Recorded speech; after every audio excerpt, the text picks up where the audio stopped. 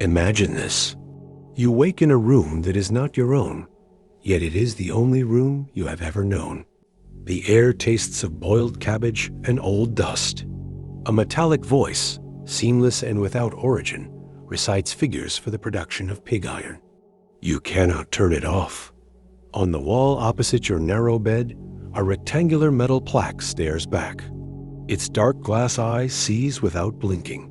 You stand, you dress, you perform your morning exercises under its gaze, and as you stretch, a thought, small and forbidden, flickers in the silent chamber of your mind. What if this eye could see inside here? What if it already does? You are Winston Smith. You are every person who has ever felt the cold pressure of a world that demands not just your obedience, but your enthusiasm. Your silence is not enough. They must have your love. This is the central paradox of George Orwell's 1984. The quest for absolute control demands the destruction of objective reality itself. The Party of Oceania does not merely want you to follow its rules. It does not simply punish dissent. Its ultimate, horrifying project is to make dissent impossible by annihilating the very tools with which you could conceive it: memory, language, and the integrity of your own mind. They do not burn books to hide information. They rewrite them daily to prove that the past is whatever they say it is. They do not execute you for thinking you are free. They torture you until you genuinely, gratefully believe that you are free within the walls of your own cell. Think of the last time you hesitated before speaking, not out of politeness, but from a primal, unformed instinct that a certain truth, a certain observation, was inconvenient, a social risk. Now, amplify that hesitation by a power of 1,000. Imagine that instinct is no longer instinct, but law. The thought police are not waiting for the crime. They are calibrating the very environment so the crime cannot be imagined. The paradox deepens.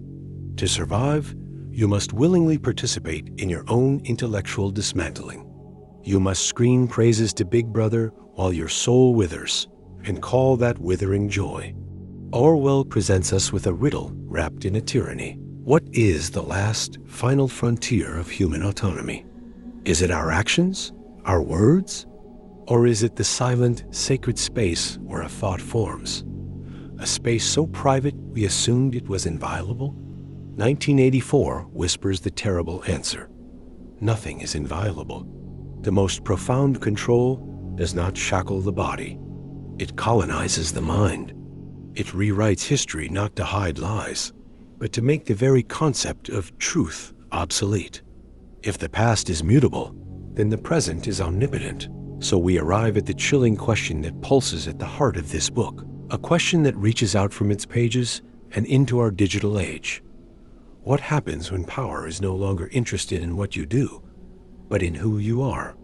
When it seeks to own not just your future, but your memory of yesterday? Winston's rebellion begins not with a bomb, but with a diary, a desperate attempt to anchor himself to a reality he can trust, even if that reality is only his own pain. He is trying to solve the unsolvable equation.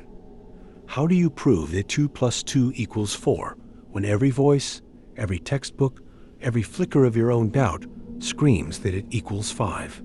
This book is not a story about them. It is a key to a door you have already felt, locked within your own mind. It is the blueprint of a prison that can be built without walls, a prophecy of how control evolves when it learns to speak the language of your soul. The door is there. Do you dare to turn the key? If this key has begun to turn the lock for you, subscribe below. This journey into the architecture of control is just beginning, and I need you with me as we descend deeper. Let me know in the comments, when have you felt the first quiet pressure of that locked door in your own mind? The diagnosis is not a political system. It is a psychological virus. Orwell, in his terrifying genius, identifies the hidden problem not as brute force, but as a systematic attack on the foundations of human consciousness. The true enemy in 1984 is not a man, not even Big Brother. It is the fragmentation of reality. The party's power is rooted in its deliberate, surgical destruction of the shared world. They understand that a person unmoored from a stable past, unable to articulate complex dissent, and terrified of their own inner life, is not just obedient, they are pliable. They are clay. This is the link to the deepest currents of philosophy and psychology. Orwell is exploring what happens when a society actively cultivates what Carl Jung called the shadow, but not in the individual. He projects it onto the collective. Goldstein's heretical book Within the Novel explains it. The party's method is to isolate the individual within a nightmare world of competing propagandas, where every truth has its equal and opposite truth broadcast simultaneously. The goal is psychic exhaustion. When you can believe nothing, you will believe anything, especially the simple, concrete reality offered by authority. Big Brother is watching you. It is a perverse, state-enforced stoicism, demanding not acceptance of nature's laws, but submission to a manufactured chaos. You feel this problem's shadow in your own life, not from a telescreen, but from the cascade of conflicting narratives that wash over you daily. The past is revised not in ministries, but in timelines and deleted tweets. Language is not shortened into Newspeak by decree, but flattened into emotive slogans and algorithmic buzzwords that prize engagement over understanding. The hidden problem is the gnawing uncertainty. What is known? What can be trusted? You possess more information than any human in history, yet you may feel a profound existential disorientation. This is the precondition for control Orwell warned about, a world where the ground of fact is perpetually shifting sand. The party weaponizes this by targeting three pillars of the mind: memory, language, and solitude. Memory is the first casualty. The Ministry of Truth doesn't just lie about the past. It systematically vaporizes it. Records are destroyed, photographs altered, people made unpersons. Why? Because memory is the individual's proof against the state's present. Your recollection that life was once better or different, or that a promise was broken, is the seed of rebellion. By severing you from yesterday, they trap you in an eternal, controlled now. You have no benchmark for decline, no evidence of betrayal. You are a man with no shadow, and therefore, no substance. Language is next. Newspeak isn't just propaganda. It is the deliberate impoverishment of thought. Its goal, as Syme the philologist chillingly enthuses, is to narrow the range of thought by eradicating words for concepts like freedom and justice. If a word does not exist, the thought becomes literally unthinkable. It's cognitive science before its time. Our thinking is bounded by our vocabulary. When language shrinks, so does the landscape of the mind. Can you feel the edges of your own political or social vocabulary being shaped, pre-approved, limited to binary choices? Solitude, the final frontier, is eradicated. The telescreen is the most obvious instrument, but the deeper horror is the abolition of trust. In a world where your children are indoctrinated to report you, where your lover could be an informant, and where your own face might betray you in a moment of face crime, the very possibility of an inner sanctuary collapses. You are never truly alone. And without solitude, there is no space for a self to form that is distinct from the collective will. This is the diagnosis. Control matures from the body to the mind by first poisoning the shared reality, then dismantling the tools we use to navigate it. The consequence of ignoring this is not simply living under a tyranny. It is becoming a person for whom the very idea of tyranny has no meaning, a hollowed-out vessel, mouthing the words of power, believing them to be your own. The stage is now set. The virus has been identified. But what does a world look like when this infection reaches its terminal stage? The consequence of a fragmented reality is not a society in chains, but a society that worships its own cage. Orwell's prophecy shows us that when the hidden problem reaches its zenith, the world doesn't look like a dungeon. It looks like a madhouse operating with the cold efficiency of a machine.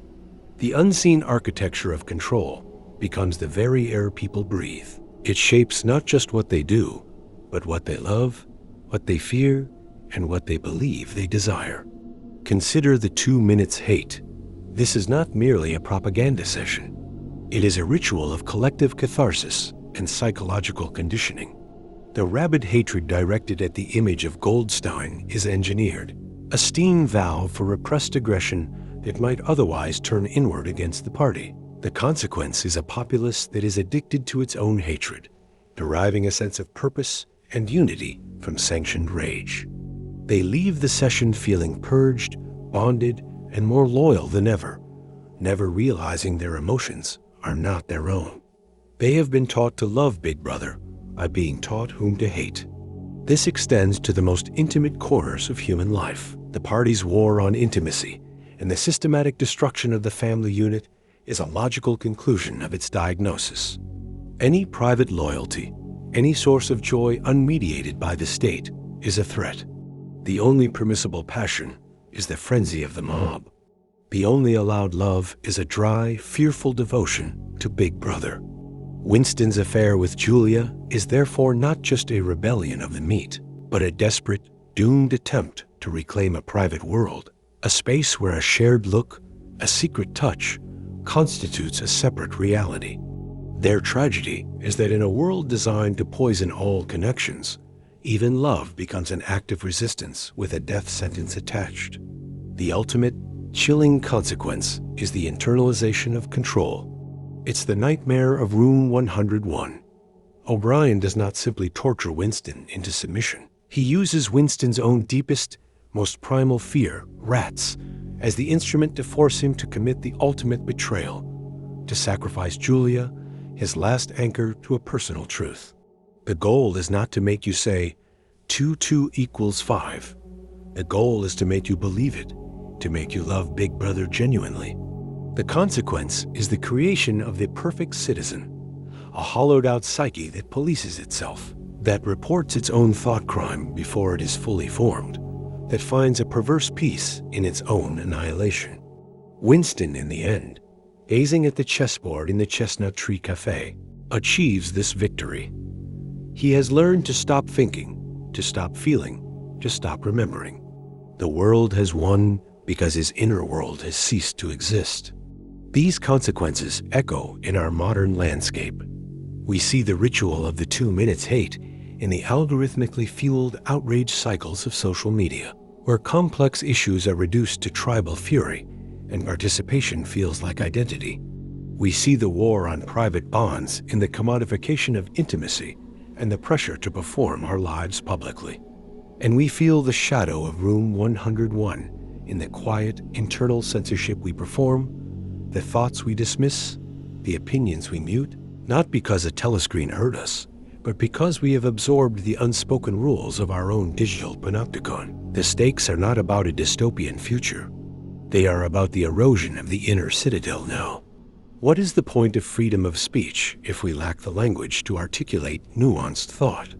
What is the value of access to information if we lack the critical memory to contextualize it? What good is privacy if we have forgotten how to be alone with ourselves, to tolerate the silence where a true thought might grow? Orwell's world is the end stage, a civilization that has traded the messy, dangerous, and glorious project of individual consciousness for the sterile peace of a collective hive mind. The problem has metastasized. The patient is on the table. But is the disease terminal? Or did Orwell, in his bleakness, leave us a scalpel? If seeing the full shape of this psychological prison unsettles you, subscribe. The next step is discovering the tools to dismantle it. Tell me in the comments which consequence, the 2 minutes hate, the war on solitude, or Room 101, feels most uncomfortably familiar in our world today. The prescription is not a revolution. It is a restoration. Orwell, through Winston's doomed struggle, does not offer a blueprint for overthrowing Big Brother. He offers something more foundational, a manual for being human in the face of a machine that seeks to delete the concept. The path to resolution is not external victory, but internal integrity. It is the defiant, fragile act of holding the line of your own consciousness, even if that line is drawn only in the secret dust of your own mind. The counterintuitive strategy is this. In a world dedicated to the obliteration of truth, the most radical act is to bear witness. Winston's first, quiet rebellion is the diary. This is the core framework. He is not writing for an audience. He is creating an anchor to objective reality. To the future or to the past, he scrawls, to a time where thought is free. The act of writing is an act of faith in a truth-telling that transcends the present moment. It is a declaration. This happened. I saw it. I felt this. The diary is a sanctuary for memory and language in their purest, most personal form. It is the cultivation of what the party seeks to destroy, a continuous, uncorrupted self. Your prescription begins here, in whatever form it takes, the private journal, the unspoken observation, the stubborn memory you refuse to let be edited. It is the commitment to being your own ministry of truth. The second, more dangerous strategy is the pursuit of authentic connection. Winston and Julia's relationship is their rebellion. In a world where the party seeks to redirect all eros into hysterical hatred, their physical desire is a political act. But Orwell pushes deeper. Their true rebellion is not the intimacy, but the trust, the sharing of dreams, memories, and fears. The creation of a tiny shared reality that exists outside the official one. We are the dead, they whisper, a haunting acknowledgement of their fate. But in that very phrase, they claim a solidarity the party cannot touch. The prescription is to find and protect those connections that are not transactional, not performative, but rooted in a mutual recognition of inner truth. It is the building of what O'Brien calls a universe of two, a conspiracy of the human spirit. The third and most philosophically profound element of the prescription is the embrace of objective reality. This is the book's bedrock. The party's entire project is to prove that reality is not external, but exists only in the mind of the party. Winston's last stand, therefore, is to cling to a simple empirical fact. Freedom is the freedom to say that 2 + 2 make 4. If that is granted, all else follows. This is not about mathematics. It is about the principle of a universe that exists independently of political will. The path to resolution is to stubbornly, obsessively differentiate between what is felt, the party's manufactured rage, love, fear, and what is observed, the material conditions of life, the historical record, the laws of nature. It is to become a scientist of your own existence. Orwell gives us a powerful, haunting metaphor for this entire prescription. The glass paperweight Winston buys in Mr. Charrington's shop. Inside, it is a piece of coral, trapped in a beautiful, static world. It's a little chunk of history that they've forgotten to alter, Winston thinks. The paperweight represents the fragile, preserved past, a private, perfect world immune to the chaos outside. But it is also transparent. You can see through it. This is the key. The prescription is not to hide from the world, but to view it through the lens of your own protected inner truth, to create a clear, hard boundary between the self and the storm. The path, then, is a triad: sanctuary, the diary, the inner self, solidarity, the authentic connection, and stubbornness, the loyalty to objective fact. The party's victory over Winston is absolute because it systematically destroys all three. Yet the prescription remains, gleaming in the wreckage of his defeat. It asks you, what is your diary? Who is your co-conspirator in truth?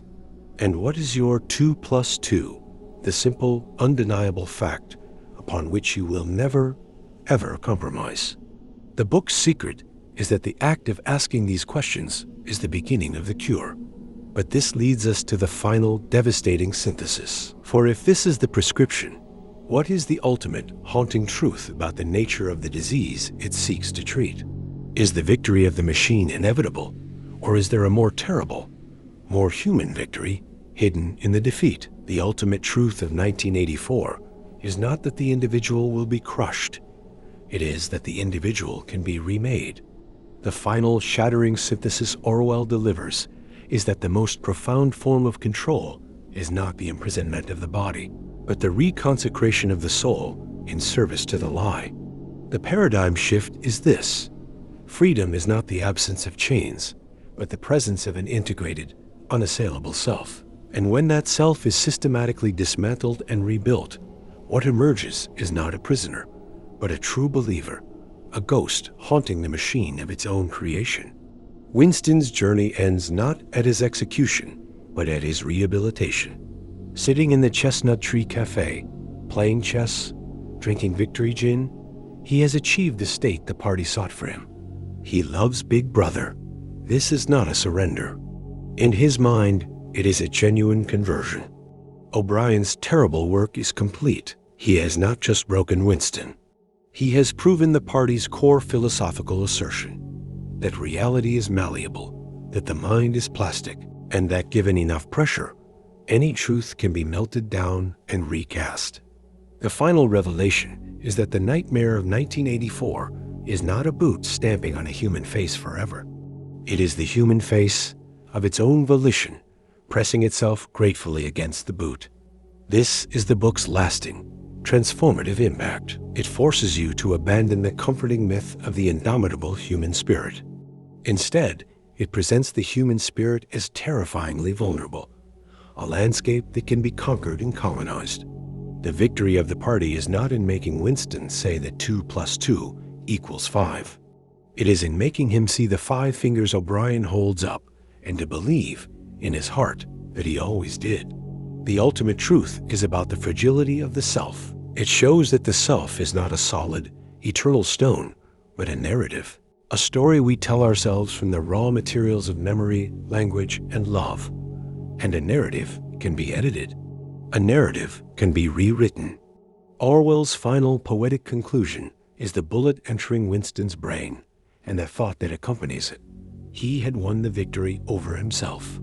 He loved Big Brother. This is the most haunting line in modern literature. It is the sound of a door closing not on a life, but on an entire dimension of being. The inner citadel has not been stormed. It has been voluntarily handed over, its keys melted down. So, where does this leave you, the reader, turning the final page in a world that echoes with these themes? The book's ultimate truth is a warning and a clarion call. The warning is that the technologies of control will always evolve to target the latest frontier of human freedom. First the body, then the public square, then language, and finally, the sanctum of private thought. The call is to fortify that sanctum now. To understand that your most precious possession is not your data, your platform, or your opinions, but the sovereignty of your own mind. 1984 leaves you not with a political slogan, but with a spiritual imperative. Cultivate your inner Winston before the crisis. Write your diaries of truth, the things you know, feel, and remember that no algorithm can validate. Forge your conspiracies of two, the relationships built on a shared, unspoken reality. And above all, defend your 2 + 2, that small, stubborn, empirical fact upon which you will not compromise. For in a world sliding towards Oceania's fluent fiction, that is the last line of defense. It is the final, flickering synapse of a free human, holding against all power that the world is what it is. The prophecy of modern control is not a forecast of what will be. It is a mirror, showing us what we must never become. Look into it, and do not blink.